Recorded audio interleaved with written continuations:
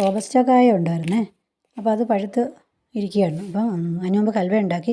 പിന്നെ നമുക്കൊരു shake out അടിച്ചേക്കാമെന്ന് വിചാരിച്ചു. അപ്പം നമ്മൾ റോബസ്റ്റ കായ തൊലിയെല്ലാം കളഞ്ഞെടുത്ത് മിക്സിയുടെ ജാറിലേക്ക് ഇട്ടു. അത് നന്നായിട്ട് അതിലേക്ക് അടിച്ചെടുക്കുന്നതിന് മുമ്പ് അതിലേക്ക് നമുക്ക് ആവശ്യത്തിന് പഞ്ചസാര കൂടി ചേർക്കാം. പിന്നെ അതിലേക്ക് നമുക്ക് കുറച്ച് ബിസ്ക്കറ്റ് കൂടി ചേർത്തു. നമുക്കിഷ്ടമുള്ള ബിസ്ക്കറ്റ് ചേർക്കാം. പിന്നെ അതിലേക്ക് നമ്മൾ ബൂസ്റ്റ് കൂടെ ചേർത്തു. ആവശ്യമുള്ള ബൂസ്റ്റ് കൂടെ ചേർത്തു.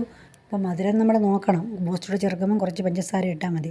എന്നിട്ട് നന്നായിട്ട് മിക്സിയുടെ ജാറിലിട്ട് അടിച്ചെടുത്തു. പിന്നെ ആവശ്യത്തിന് പാലും കൂടെ ചേർക്കാം. തണുത്ത പാലൂടെ ചേർത്ത് കൊടുക്കുക. അപ്പം നല്ലതാണ്. അപ്പം നമുക്ക് ഒരു 5-8 കായ എടുത്തായിരുന്നു ഞങ്ങൾ. അപ്പോൾ ആവശ്യത്തിന് പാല്, മധുരത്തിന് നമുക്ക് പഞ്ചസാര ചേർത്ത് കൊടുത്തു. കുറച്ച് കാഷ്യൂം കൂടെ ചേർത്ത് കൊടുത്തു. കാഷ്യൂ കൂടെ ചേർത്ത് നന്നായി മിക്സിയുടെ ജാറിലിട്ട് അടിച്ചെടുത്തു. വേണമെങ്കിൽ തണുക്കാൻ ഒന്നുകൂടി വെക്കാം. ഇല്ലെങ്കിൽ നമുക്ക് അപ്പോൾ തന്നെ ഉപയോഗിക്കാവുന്നതാണ്. നല്ല സൂപ്പർ ഷേക്കായിരുന്നു. എല്ലാവരും ഉണ്ടാക്കി നോക്കണം. നല്ല ഷേക്കാണ്. റോബസ്റ്റ കായ ഉണ്ടെങ്കിൽ കളയാതെ നമുക്ക് ഷേക്ക് ഉണ്ടാക്കാം, ഹൽവ ഉണ്ടാക്കാം, പായസം ഉണ്ടാക്കാം. എല്ലാം നമ്മുടെ വീട്ടിലുണ്ടാകുന്നതാകുമ്പോൾ നല്ല കായുമായിരുന്നല്ലോ. അപ്പോൾ അത് കളയാതെ നമ്മൾ പഴുത്ത് കഴിയുമ്പോൾ ആരും എല്ലാം ഒന്നും കഴിക്കത്തില്ലല്ലോ. അപ്പോൾ ഇങ്ങനെയുള്ളതൊക്കെ ഉണ്ടാക്കി കൊടുത്താൽ കുട്ടികൾക്കുമൊക്കെ നല്ലതാണ്. കഴിക്കാത്ത കുട്ടികളും കഴിക്കും. അപ്പോൾ എല്ലാവരും ഉണ്ടാക്കി നോക്കണേ.